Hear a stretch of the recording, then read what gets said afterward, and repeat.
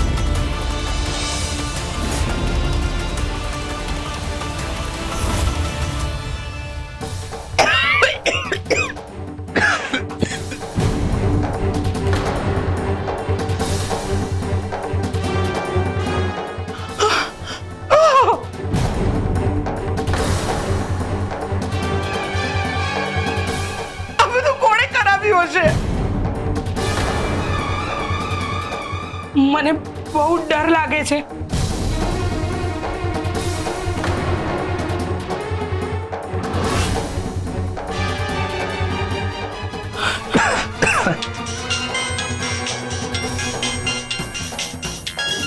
આ તો મીરાનો ફોન છે.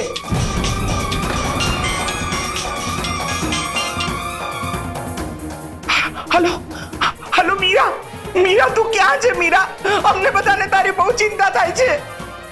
મીરા નથી બોલતી, પણ મીરાનો માધવ બોલી રહ્યો છે.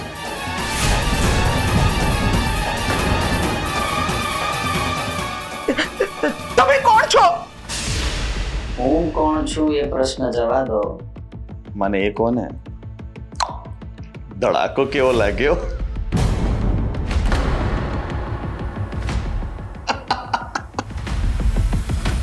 તું સાબિત શું કરવા માંગે છે અને શું જોઈએ છે તારે? મારી એક વાત સાંભળી લે, તું જે રમત રમી રહ્યો છે ને એ બંધ કર અને સામે આવ. હું એ જ સાબિત કરવા માંગુ છું કે આ ધડાકો તમે રાત્રે સૂતા હોત ને ત્યારે પણ થઈ શકતો હતો.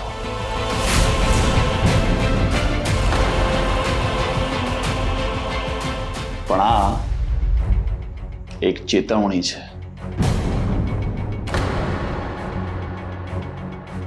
સૌથી પહેલા તમારે માધુરીને જેલમાંથી બહાર કાઢવાની છે, નહીતર મારી પહોંચ ક્યાં સુધી છે એનો તમને અંદાજો પણ નહીં આવે.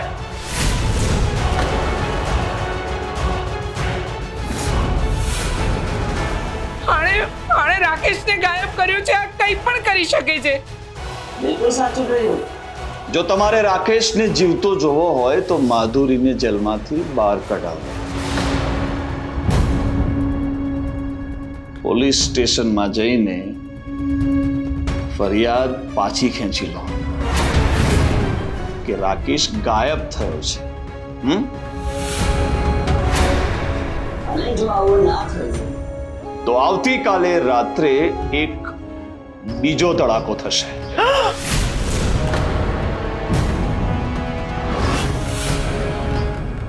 જો તું હલો હલો હલો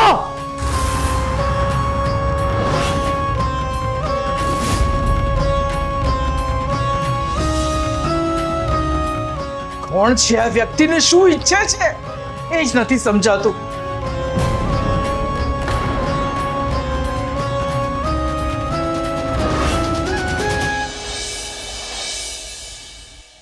સરગમ કહેતી હતી કે માધુરી એને મળવા માટે આવી હતી, પણ માધુરી સરગમને મળવા શું કામ જાય? માત્ર એટલું કહેવા કે મુંબઈ ચાલી જાય? બીજી વાત, એ મને શું કામ સાથે લઈ જવાની વાત કરતી હતી? આરવ જે કહે છે અને સરગમ જે કહે છે, આ બંને વચ્ચે વાતનું કોઈ જોડાણ છે? શું મારી સરગમ ખરેખર દોષી છે? તો પછી એ મારા ખોટા સમ શું કામ ખાય? ના ના ના ના ના ના, મારી સરગમ ઉપર મને પૂરેપૂરો ભરોસો છે. કોઈ એક વ્યક્તિ છે જે મારી સરગમને ફસાવવાનો પ્રયત્ન કરી રહ્યો છે, પણ એ કોણ છે એ જાણવા માટે મારે હવે મેદાનમાં ઉતરવું પડશે અને બધા સામે હું સરગમ ઉપર શંકા કરું છું એવું જ મારે રાખવું પડશે.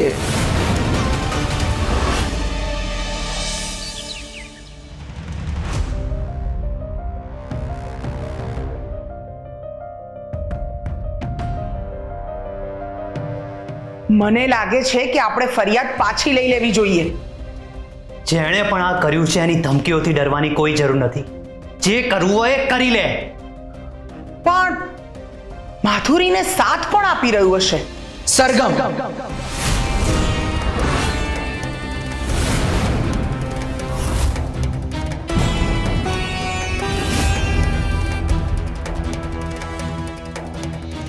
મોટી બા, અત્યાર સુધી તમે સરગમનો પક્ષ લેતા હતા અને હવે તમે સરગમનું જ નામ લઈ રહ્યા છો. માણસના વર્તન પરથી આપણા વર્તન નક્કી થતા હોય છે. એ સરગમ છે જ નહીં જેને હું ઓળખતી હતી. આ હવે મારા કહ્યામાં નથી, આ મારા હાથમાંથી જતી રહી છે અને માધુરીને સપોર્ટ કરનાર બીજું કોઈ જ નહીં પણ સરગમ જ છે.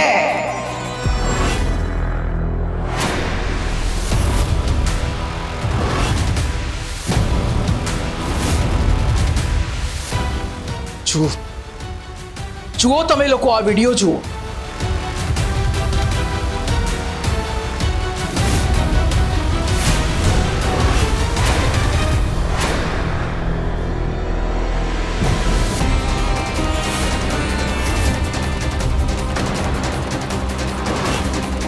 ફાઇનલી તને ખબર પડી ગઈ. એનો અર્થ એ કે આ બધું તમે જ કરાવ્યું છે. શું કામ? શું જરૂર હતી આ બધું કરવાની? Chill Sargam, chill. તારા બધા જ પ્રશ્નોના હું જવાબ આપીશ. યુ નો,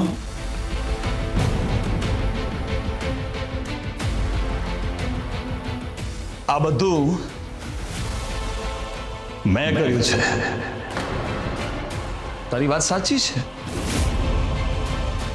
તને ખબર છે, પહેલી વાર કોઈ ટક્કરની વ્યક્તિ મળી છે જે તું છે. માનવું પડશે, સ્માર્ટ છે. હો, ચલ તને એક ઓફર આપું છું. મને તમારી કોઈ ઓફરમાં કોઈ જ રસ નથી. મારે બસ એટલું જાણવું છે કે રાકેશ ક્યાં છે. હા, એવું જણાવી દઈશ, પણ ઉતાવળ છે નહીં. જ્યારે તે મને કીધું ને કે તે સર્વન્ટ ક્વાર્ટરની બહાર સીસીટીવી કેમેરો લગાડેલો છે, તો મને જોરદાર આંચકો લાગ્યો હતો. મને થયું કે હવે મારી ગેમ ખુલ્લી પડી જશે. પણ પછી તે જ એ સીસીટીવીની ફૂટેજ લેવા માટે તારા ઘરે મોકલી દીધો. એ તો સારું થયું, ઘરમાં એ દિવસે કોઈને આ ફૂટેજ વિશે ખબર નહોતી. જો કોઈએ પોલીસને સોંપી દીધી હોત તો આપણી તો ગેમ ત્યાં જ ઓવર હતી. યુ નો, હું ઈચ્છત તો આ પેનડ્રાઈવ ડિલીટ કરી શકતો હતો, પણ મેં ના કરી. મેં આને મોમેન્ટો તરીકે સાચવી રાખી હતી.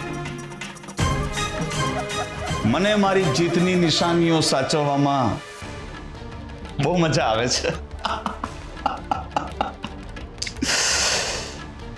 બાકી માનવું પડે, હો, બહુ સ્માર્ટ નીકળી તું તો.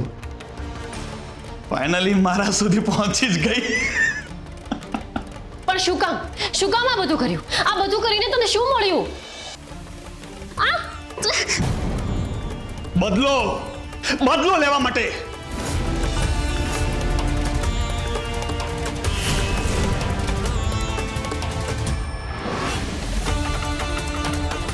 તું કદાચ ભૂલી ગઈ હોય છે દિવસ પણ હું નથી ભૂલ્યો એ દિવસ.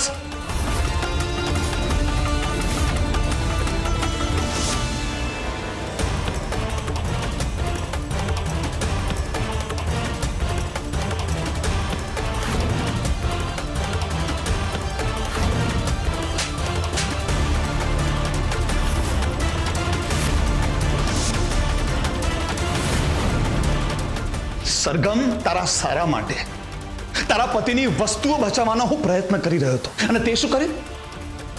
સણસણતો તમાચો મારી દીધો મને.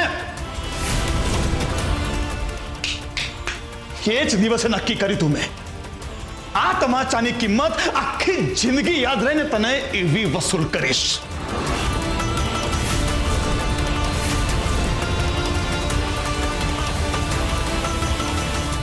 પછી એ રાત્રે મને રાકેશ મળ્યો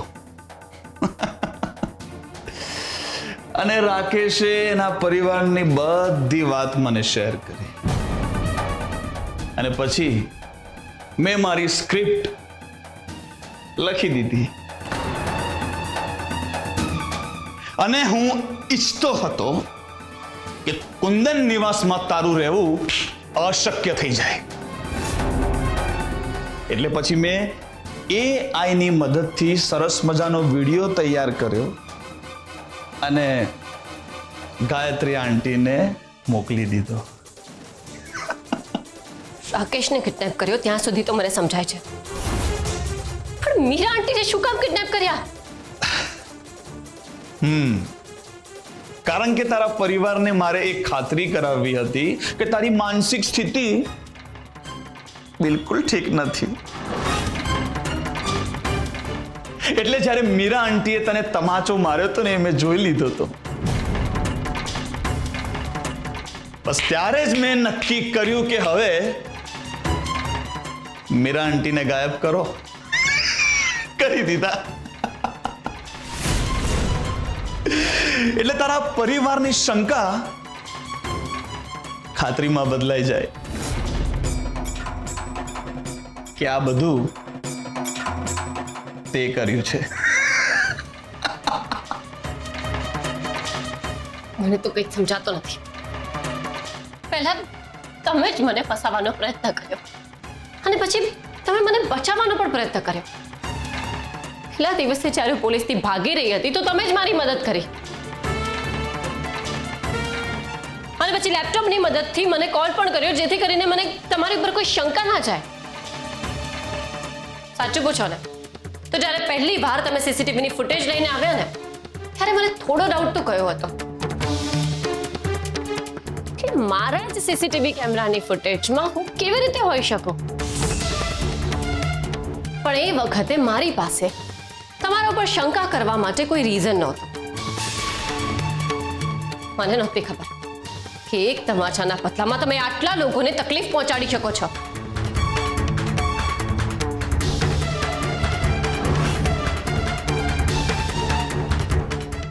મને કહી દીધું હોત ને તો સામેથી આવી જતી તમાચો ખાવા માટે. પણ તમે જે કર્યું છે અપરાધ કર્યું છે અને એની સજા તો તમને મળશે જ. હું હવે તમને પોલીસને હવાલે કરીને જ રહીશ.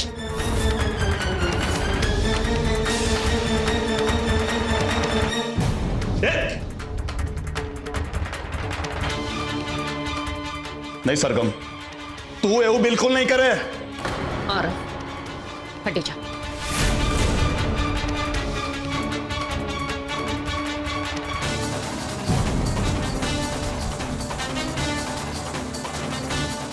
બસ બસ, બહુ થઈ ગયું. તને શું લાગે છે તું સહેલાઈથી અહીંથી નીકળી જઈશ? મને ખબર જ હતી કે તું તારી જાત ઉપર ચોક્કસ આવીશ. હવે હું તને નહીં છોડું.